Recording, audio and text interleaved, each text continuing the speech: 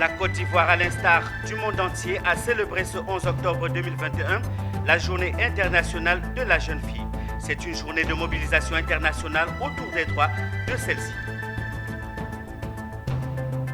Installation ce lundi 11 octobre à Abidjan d'un centre d'accélération du numérique par Orange Côte d'Ivoire. Ce centre est un concept inédit dédié à l'accompagnement numérique et à l'innovation de toutes les startups.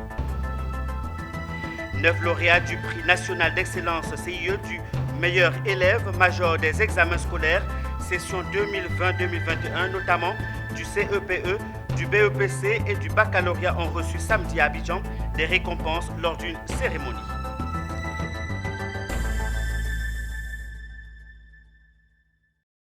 Bienvenue à tous et merci de choisir Business 24 pour vous informer. Développons à présent le premier titre de ce journal. Les jeunes filles de Côte d'Ivoire ont été célébrées ce lundi 11 octobre dans le cadre de la Journée internationale de la jeune fille initiée par le ministère de la Femme, de la Famille et de l'Enfant. Cette journée vise à reconnaître les droits des filles et les obstacles particuliers auxquels elles se heurtent. Les précisions avec Walter Kofi et Tima Traoré. Parvenir à une jeunesse solidaire et égalitaire pour l'atteinte du développement durable en Côte d'Ivoire. C'est le thème national de ce 11 octobre, déclaré Journée internationale de la jeune fille. Issus d'ONG, d'associations d'élèves et d'étudiantes, les jeunes filles ont répondu oui à ce rendez-vous pour la promotion du genre, organisé par le ministère de la Femme, de la Famille et de l'Enfant et la Direction du genre et de l'équité. Pour les initiateurs, cette journée est l'occasion de parler de lutte contre la déscolarisation, l'excision, les mariages et grossesses précoces et toute autre forme d'exploitation de la jeune fille qui constitue un frein à son éducation et à son épanouissement. Aujourd'hui, Journée internationale de la jeune fille, c'est parce que au sein de la jeunesse, il y a ce groupe qui a des besoins spécifiques qu'à un moment donné, la communauté internationale a estimé qu'il fallait adresser. La reconnaissance des droits de la jeune fille, de la femme en général. Et quand nous parlons d'équilibre, c'est surtout l'égalité des chances à tous les niveaux, l'équité, que ce soit l'homme, la femme, que la femme soit reconnue selon ses compétences, qu'elle soit rétribuée en termes de rémunération au même titre que l'homme. Cette journée de célébration de la jeune fille a aussi été l'occasion de parler d'égalité de chance entre les filles et les garçons en Côte d'Ivoire à travers des panels animés par des spécialistes sur la question du genre. Des échanges trouvés enrichissants par les participantes. Nous pensons que cette journée est une journée de déclic, de motivation et d'encouragement pour chaque jeune fille qui veut être leader. C'est que j'encourage fortement la promotion de la jeune fille et l'éducation de la jeune fille en particulier, parce que la jeune fille est celle qui va transmettre l'éducation. Célébrée à travers le monde, la Journée internationale de la jeune fille a été déclarée en décembre 2011 par l'Assemblée générale des Nations unies. Depuis 2012, la Journée internationale de la jeune fille, qui est aujourd'hui à sa 9e édition, se consacre à la reconnaissance des droits de la jeune fille à côté de la Journée internationale de la femme, célébrée le 8 mars. Le réseau de téléphonie mobile Orange Côte d'Ivoire a procédé à l'installation d'un centre d'accélération du numérique. C'est un espace dont le but est, entre autres, d'initier, de former, d'incuber et de financer les startups innovantes en Côte d'Ivoire. Ce centre a été présenté ce lundi 11 octobre aux médias. Mon désir Nascimento, Richard Akeke. Orange Digital Center, c'est un centre d'accompagnement et de développement des compétences numériques. De la formation au codage à la création d'entreprises, il couvre un large spectre d'activités. Il se veut gratuit et ouvert à tous. Ce centre fonde l'apprentissage sur des projets concrets. Ainsi, des programmes de formation dédiés aux métiers du digital sont proposés aux étudiants, personnes sans emploi ou jeunes diplômés. À quelques heures de son inauguration, ce centre a été présenté à la presse. Son responsable, Franck Vaudier, a précisé son objectif, celui d'aider au développement du savoir-faire numérique, aider les jeunes à trouver un emploi à haute valeur ajoutée et favoriser l'entrepreneuriat. Orange Digital Center est un centre dédié à la promotion et à l'accompagnement du digital et de l'entrepreneuriat. Nos objectifs en termes de formation sont les suivants. Nous envisageons de former au minimum 2000 personnes d'ici la fin de l'année 2022 et de contribuer à la création de 500 emplois ou plus à cette même échéance. Au cours de la rencontre avec les hommes des médias ce lundi 11 octobre à Abidjan, Habib Bamba, directeur de la transformation du digital et des médias à Orange Côte d'Ivoire, a présenté les différents programmes initiés et exécutés au profit de la jeunesse ivoirienne, des startups, mais aussi des entreprises du pays. Orange Digital Center en fait, est un centre technologique qui regroupe 4 programmes clés. Donc, la Orange Digital Academy, qui est notre école du code qui permet de former des jeunes au métier du numérique autour d'une formation pratique. Le Fab Lab solidaire, qui est notre atelier, notre fabrique numérique qui permet notamment de prototyper. Donc on a d'un côté la partie logicielle et de l'autre côté la partie matérielle.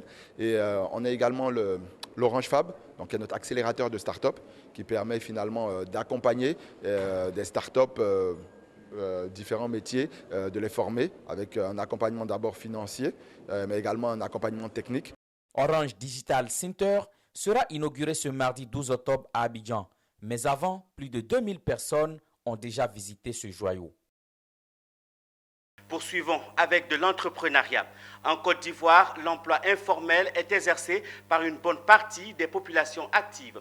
Dans cette économie souterraine, nombreux sont les jeunes entrepreneurs qui se complaisent dans cette situation. Pour dissiper ces réticences, un thème sur le sujet entrepreneuriat de l'informel au formel, droits et devoirs a fait l'objet d'informations et d'échanges lors du lancement de la première édition, les matinales du jeune entrepreneur initiées par le collectif La Vie Associative Autrement. Emmanuel Bonzo, Ismaël Doza. En lançant les matinales du jeune entrepreneur avec ce thème, les initiateurs entendaient faire prendre conscience aux jeunes sur la nécessité de régulariser leurs activités. En Côte d'Ivoire, l'arsenal juridique offre un certain nombre d'opportunités pour tout entrepreneur en conformité avec les normes en vigueur. Cela se traduit par des accompagnements et soutiens de toute nature permettant aux jeunes entrepreneurs de faire évoluer efficacement son entreprise. On a créé les matinales du jeune entrepreneur. La première thématique, parce que dans mon entendement, c'est d'abord formaliser son business. C'est-à-dire quand on décide d'être un chef d'entreprise, c'est d'être en règle avec l'État. Ce n'est pas que la Côte d'Ivoire, c'est partout dans le monde. Ensuite, en créant un panel et puis en faisant intervenir les experts, ça va contribuer à planir les appréhensions. Ce type d'action, ce type d'activité en leur endroit leur permettrait de se formaliser, de sortir de l'informel pour pouvoir bénéficier des outils d'accompagnement que l'État a mis en place pour eux. Le secteur informel est difficilement quantifiable et n'offre pas la possibilité pour l'entrepreneur de faire fructifier ses affaires. Ainsi, en offrant cette tribune aux jeunes, la vie associative autrement leur permet d'avoir les outils et clés pour mener un parcours d'entrepreneur sans crainte. Pour formaliser, pour que les jeunes puissent penser grand, puissent penser durablement, il faut travailler sur l'écosystème. Et cela c'est le travail de tout le monde. Et il faut vraiment faire confiance à cette jeunesse-là et qu'elle reste ici pour se développer, se formaliser, créer des solutions parce qu'on a tout à faire en Afrique. Quand tu es déclaré aux impôts ou tu es formalisé, il y a tout un mécanisme qui est mis en place au niveau des PME, au niveau de la DGI, pour t'accompagner à grandir.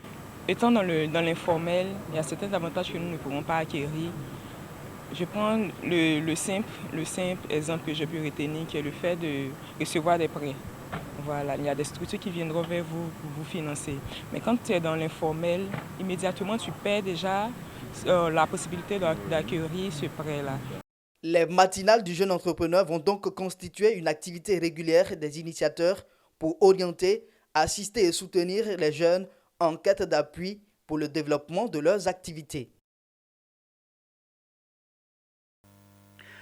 Parlons à présent de l'excellence. La 7e édition du prix national d'excellence CIE du meilleur élève 2021 a fermé ses rideaux le samedi 9 octobre à Abidjan. Pour cette édition, c'est au total 9 élèves méritants de toutes les régions de la Côte d'Ivoire qui ont été célébrés. Cette solennité de distinction a vu la participation du ministre de l'Éducation nationale et de l'alphabétisation, le professeur Mariatou Koné.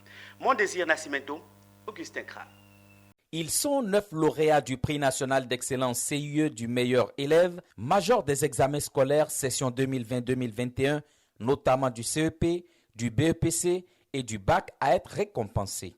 La gente féminine a dominé cette 7e édition avec 7 jeunes filles sur 9 récompensées. Ce prix, qui est aujourd'hui à sa 7e édition, vise à soutenir l'excellence en milieu scolaire. Il nous est paru donc fondamental d'accompagner les initiatives du gouvernement ivoirien dans sa promotion de l'excellence au niveau scolaire. À travers le prix national d'excellence CIE du meilleur élève, qui devient progressivement, on l'espère, un outil de motivation. Le ministre de l'Éducation nationale et de l'alphabétisation, Mariatou Koné, marraine de la cérémonie, a félicité ses 9 élèves majors des examens de fin d'année 2020-2021 et les 216 primés dans les régions. Elle les a exhortés à demeurer dans cette voie qui est la meilleure pour la réussite de toute entreprise, les faisant ambassadeurs de l'excellence. Vous êtes la fierté de vos enseignants, la fierté de vos parents, la fierté de la nation tout entière. La porte-parole des récipiendaires a relevé qu'être mis en avant ce jour montre leur dévouement dans leurs études. Être mis en avant en ce jour montre notre dévouement dans nos études et constitue la meilleure marque d'attention qui nous incite à rester humbles. Chaque lauréat a reçu une plaque d'honneur, un poste téléviseur de 50 pouces, une médaille et une somme d'argent. Ouvrons une page religion dans ce journal et rendons-nous dans la commune de Port-Bouët où des religieux ont été missionnés pour renforcer le processus de paix et de réconciliation nationale. Une mission qui vient booster les actions de renforcement de la paix en Côte d'Ivoire. Reportage Patrick Roux, Ezekiel Seri et Issa Badini. Ce sont au total 26 ambassadeurs de la paix ONU, dont 22 Ivoiriens et 4 Gabonais, qui ont été distingués et accrédités par l'ONG chrétienne World Mind International ONU au cours du lancement officiel de la section World Mind Afrique francophone. Ils se sont vus remettre leurs attributs composés d'un diplôme de protocole et de diplomatie, une lettre d'accréditation, un pins d'accréditation, un badge et un macaron.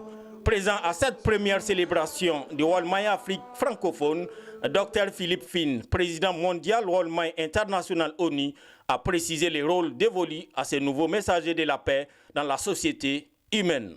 Au nom des récipiendaires, Colette Tano, ambassadeur de la paix World Mind ONU, s'est réjouie de cette accréditation tout en soulignant les enjeux de la formation qu'elle a reçue. De cette accréditation, c'est un envoi en mission. En mission pourquoi?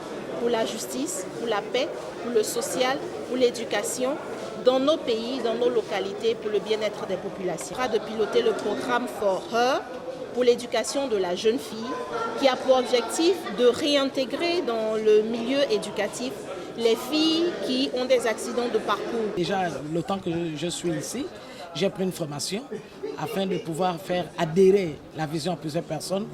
Et par la grâce de Dieu, je pense que nous allons y arriver.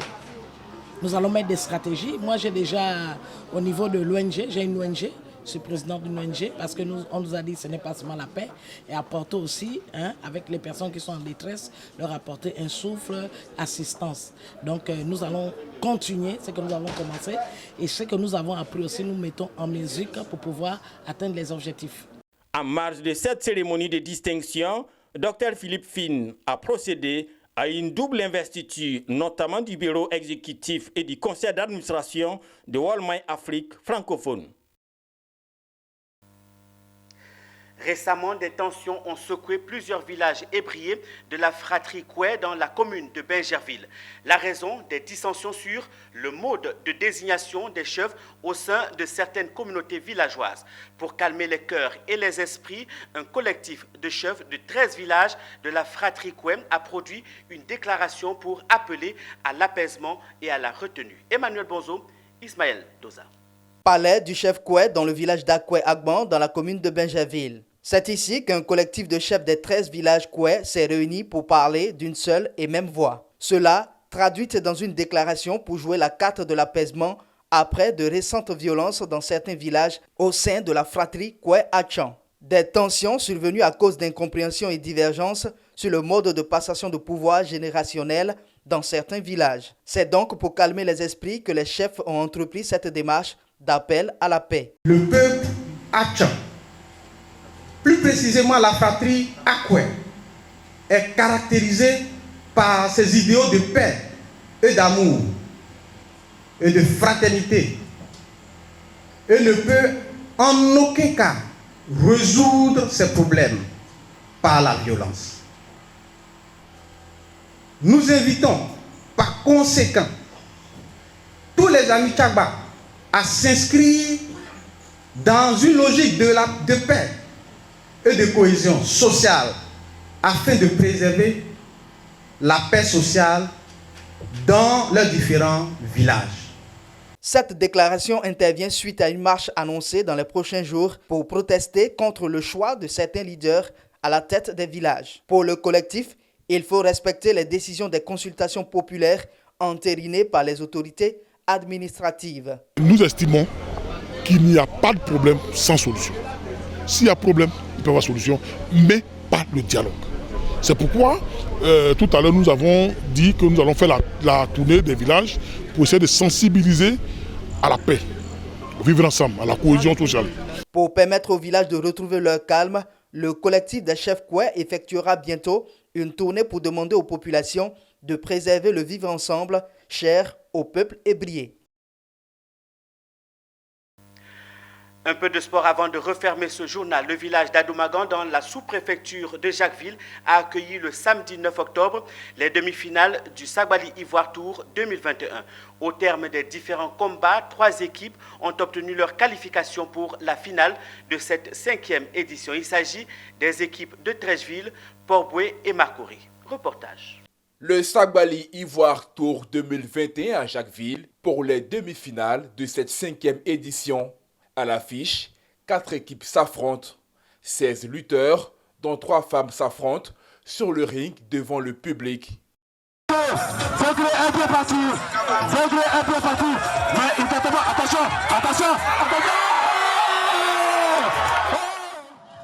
L'équipe de Jacquesville contre celle de Port-Boué et l'équipe de Koumassi face à celle de Marcory. Après des heures de combat, les équipes de Koumassi, Port-Boué et Marcory se qualifient pour la finale. Elles rejoignent celles d'Abobo et de Daloa. C'est une fierté pour nous d'avoir remporté cette finale et demi-finale pour pouvoir préparer la finale dans les bonnes étapes. On espère la remporter bien sûr.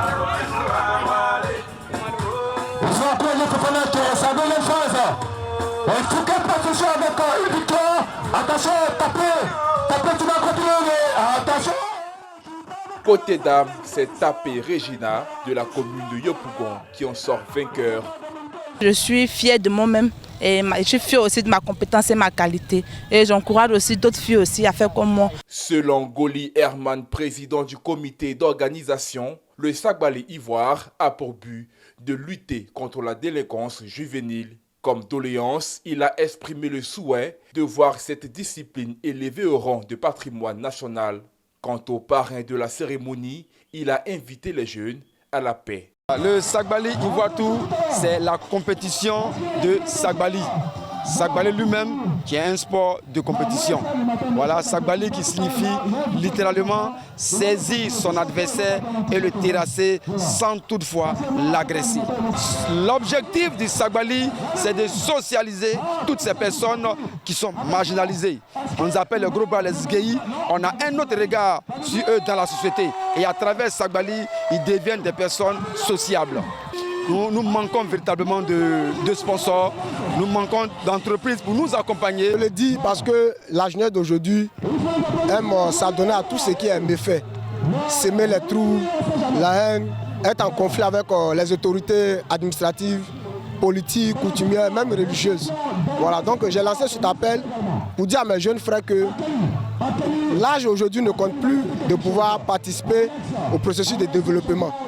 Le Sagbali Ivoire Tour est à sa 5e édition. La finale est prévue pour le 27 novembre 2021 à Yopougon. C'est la fin de cette session d'information sur Business 24. Merci de l'avoir suivi et surtout merci à vous qui nous suivez depuis Korogo, Bundiali, Tout le Pleu et partout dans Côte d'Ivoire.